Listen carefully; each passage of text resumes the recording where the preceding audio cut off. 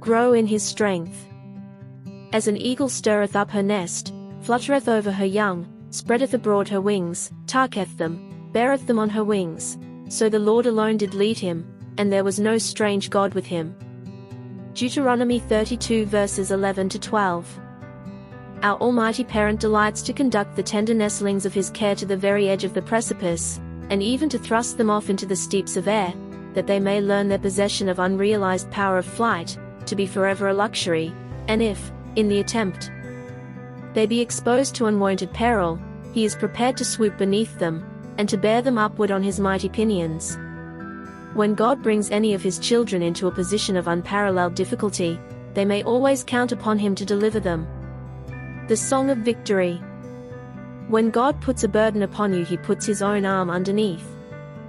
There is a little plant, small and stunted, growing under the shade of a broad spreading oak, and this little plant values the shade which covers it, and greatly does it esteem the quiet rest which its noble friend affords. But a blessing is designed for this little plant. Once upon a time there comes along the woodman, and with his sharp axe he fells the oak. The plant weeps and cries, "My shelter is departed, every rough wind will blow upon me, and every storm will seek to uproot me."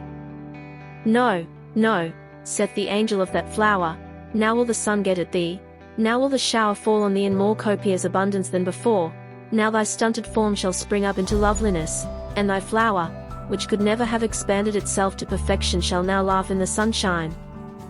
And men shall say, How greatly hath that plant increased!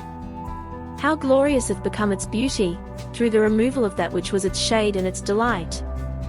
See you not, then, that God may take away your comforts and your privileges, to make you the better Christians? Why, the Lord always trains his soldiers, not by letting them lie on feather beds, but by turning them out, and using them to forced marches and hard service. He makes them ford through streams, and swim through rivers, and climb mountains, and walk many a long march with heavy knapsacks of sorrow on their backs. This is the way in which he makes them soldiers, not by dressing them up in fine uniforms, to swagger at the barrack gates, and to be fine gentlemen in the eyes of the loungers in the park. God knows that soldiers are only to be made in battle, they are not to be grown in peaceful times. We may grow the stuff of which soldiers are made, but warriors are really educated by the smell of powder, in the midst of whizzing bullets and roaring cannonades, not in soft and peaceful times. Well, Christian, may not this account for it all? Is not thy Lord bringing out thy graces and making them grow? Is he not developing in you the qualities of the soldier by throwing you into the heat of battle, and should you not use every appliance to come off conqueror? Spurgeon.